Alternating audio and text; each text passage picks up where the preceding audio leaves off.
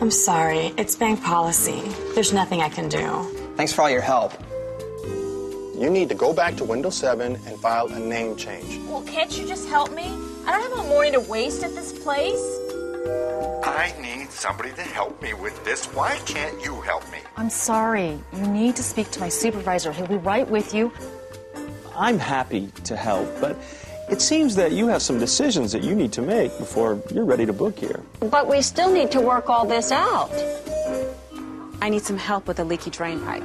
Plumbing's that way. Ma'am, did you find what you were looking for? No. Any of these scenes look familiar?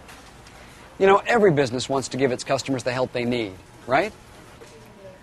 But how do you keep the people who deal directly with those customers, your frontline service employees, from dropping the ball? Hire the right people? That's easier said than done. Given the wrong environment, even the best people fail. The real key to great service is not just the people on the floor. It's the person supervising them.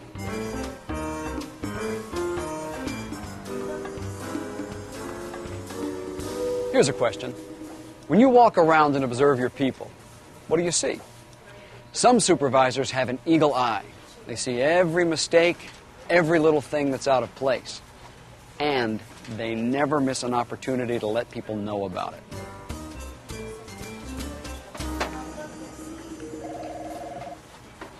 Fred. Hi. Why are you stocking the aisle in the middle of a shift? It needed stocking. Haven't I told you a dozen times to stock the aisle at the start of your shift? Look at this.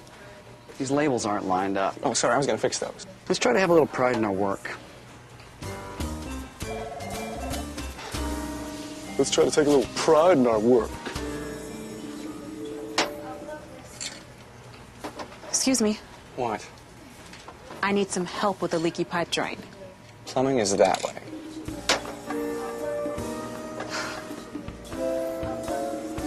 Telling people what they're doing wrong rarely motivates them to do things right. All it usually does is make them defensive and angry. And trust me, that affects how they deal with your customers. So what do you do?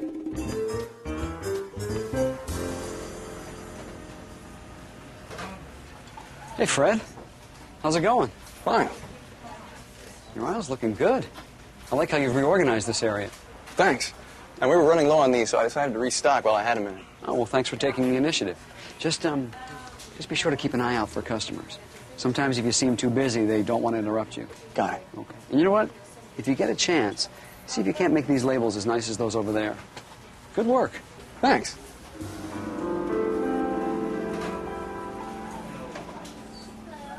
Excuse me. Hi. How can I help you? I need some help with a leaky drain pipe. Aisle 6, right this way. Joe is our plumbing expert, so let's ask him about your pipe. That would be great. Instead of only noticing what people are doing wrong, try also noticing what they're doing right. A supervisor's praise, even if it's for something small, makes a person feel that their efforts are noticed and appreciated. It builds self-confidence, and that good feeling gets passed on to your customer. Hi, how may I help you today? Yeah, you guys bounced my rent check? A big part of a supervisor's job is to make sure employees follow the rules, policies, procedures, whatever your business calls them. How a supervisor does this can have a huge impact on the kind of service your customers get. I'm going to have to speak to my manager about this. Do you mind waiting a second? I'll be right back. Excuse me? What is it, Alicia? I have a customer who's very upset about a bounced check. What's the problem? His rent check bounced because there was a hold on his deposit. You know bank policy, holds have to clear. Just tell them we're sorry. Okay. Now, what's wrong with that? A good supervisor makes sure employees stick to company policy, right? I'm sorry, there was a hold placed on this deposit. And bank policy is that it needed to be verified before you can draw on it. But the money was in the bank. But it hadn't cleared yet. I'm sorry, it's bank policy. There's nothing I can do. Great. Well, there's something I can do. Move my money to another bank. Thanks for all your help.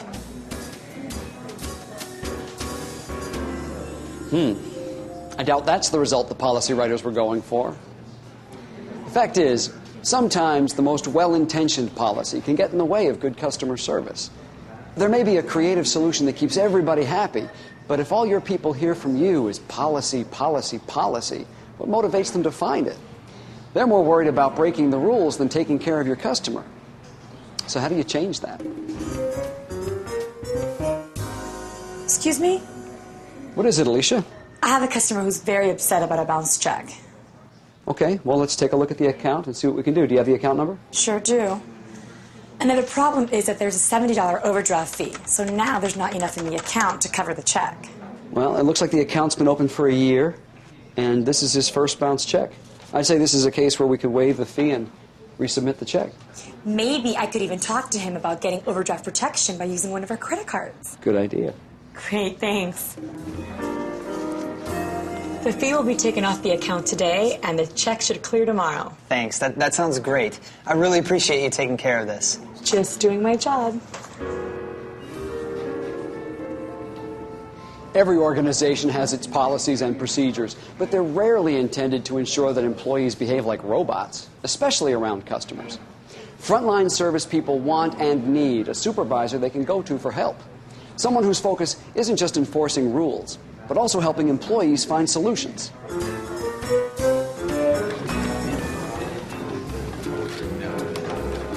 Businesses try all sorts of ways to measure performance.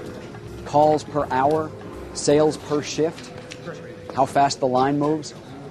Focusing exclusively on getting positive numbers can have a negative effect on customer service.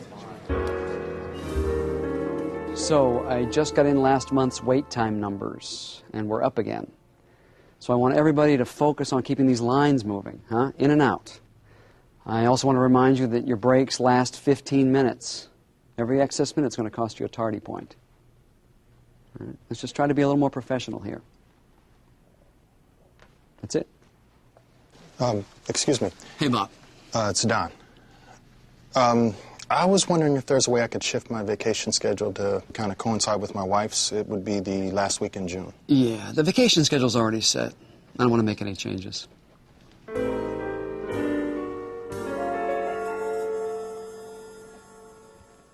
You need to file a name change over at Windows 7. I've already done that. Not according to our records. You need to go to Windows 7 and file a name change. Please, we've got people waiting in line. Can't you just help me? I don't have a morning to waste at this place. Believe me, lady, I don't want to be here either. Next. Customer service isn't just about quantity. It's also about quality. Focusing exclusively on numbers, performance measurements, time clocks, tardy points, it's demoralizing and dehumanizing. It makes people not want to work here. And that warm and fuzzy feeling gets passed right on to your customer. So, what's the alternative to being boss's scorekeeper? So I just got last month's wait time numbers. We're up a little bit from April. So let's try to pick up the pace. And also very important, let's not forget to listen and get it right the first time. We all know sending people to 3 different lines doesn't speed up anything, right? Okay, and I know you're working at it. So thanks. That's it. Excuse me. Hey, Don. Hey, I was wondering if there's any way I could shift my vacation week to kind of coincide with my wife's. It's the last week in June. Let me see what I can do. I'll get back to you. All right, thanks. All right, sure. I appreciate it. I'm sorry, but you need to file a name change over at Windows 7. I've already done that. You have? Do you have your driver's license? Focus on people, not just numbers. Hey, we all have standards to meet, but you won't meet them unless you start treating people like people. When your employees feel that you care about them and not just their numbers, they're far more motivated to care about your customers. Well, sorry for the mix-up, but that should take care of your problem. Thanks. I really appreciate it. Happy to help.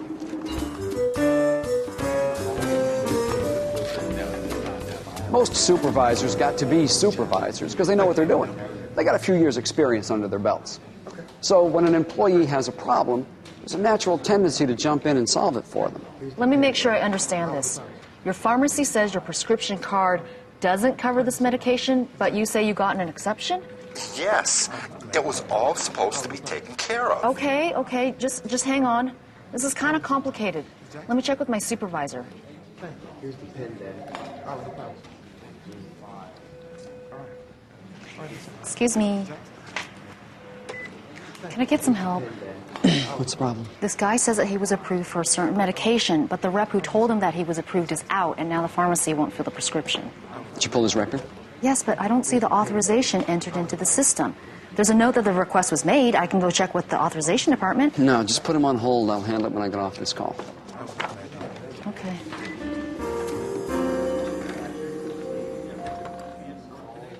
Hello, thank you for holding. It looks like you're going to have to speak to my supervisor. I need somebody to help me with this. Why can't you help me? Look, I'm sorry, but you need to speak to my supervisor. He'll be right with you. Please hold. Don't put me... What's wrong with this picture, huh?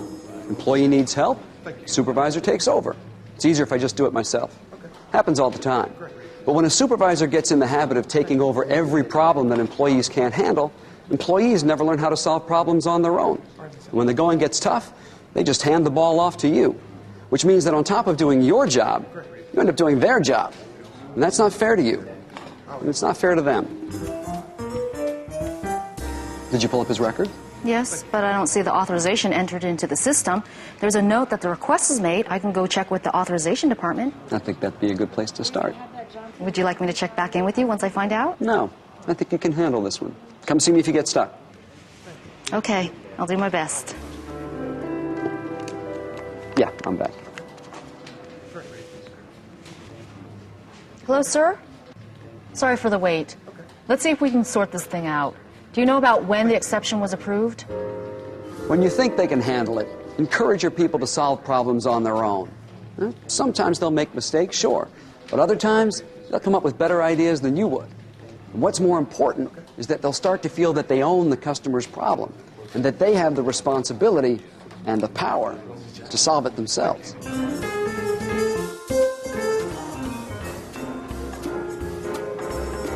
Empowering your people hopefully unleashes their creative energy and their enthusiasm for the job. But letting employees make more decisions also means employees are going to make more mistakes. What do you do then? Well, have you considered a menu? Oh, I don't know. Chicken and something. Fish? No one eats fish. Ladies, listen. I'm happy to help, but it seems that you have some decisions that you need to make before you're ready to book here. But we still need to work all this out. Well, why don't you take a little more time and figure out exactly what you want, okay? Here's my card, and how about I call you next week? I am so sorry to have wasted your time. Tell you what, why don't we call you?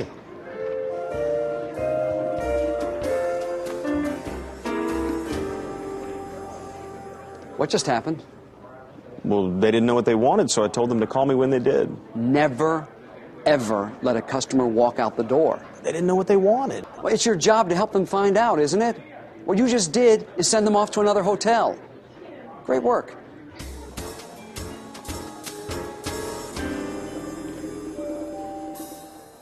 Supervisors are often under a lot of pressure, and sometimes we lose it. We're only human, right? Sorry, there's no excuse for yelling at an employee out in public. Losing it in front of other employees, not to mention customers, only makes you look out of control. It poisons the atmosphere for your employees and your customers. Still, people make mistakes. So what should you do? What just happened? Well, they didn't know what they wanted, so I told them to call me when they did. Do you have a minute? Yeah, sure. Let's go to my office. First, don't deal with the problem in public. Have the respect to talk in private. So I just wanted to take a second to discuss how you handled that situation. Without being judgmental, discuss the problem, then work together to find a solution. In other words, use mistakes to help people get better at their jobs. Hey, Gary, what's going on? Oh, hey, those two ladies who were in here this morning. Yeah? I called one of them up and I ran a few ideas by her. And? They're going to come in tomorrow, iron out some plans, and book a room. Great work. Thanks for following up on that. I appreciate your advice. Mistakes tell you exactly what an employee doesn't know and needs to learn. They should be considered golden opportunities for individualized training. The best time to improve someone's skills is right after they've made a mistake. So now I guess the question is, what kind of supervisor are you?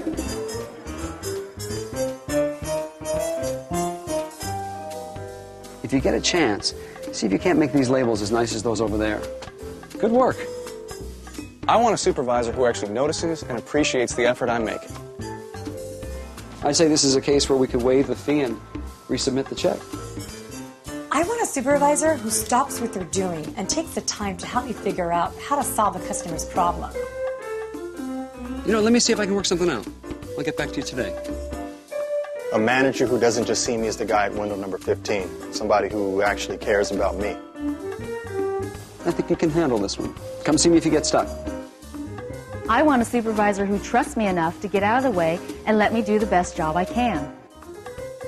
So I just wanted to take a second to discuss how you handled that situation. I want a supervisor who respects my talents and who helps me grow and get better at what I do.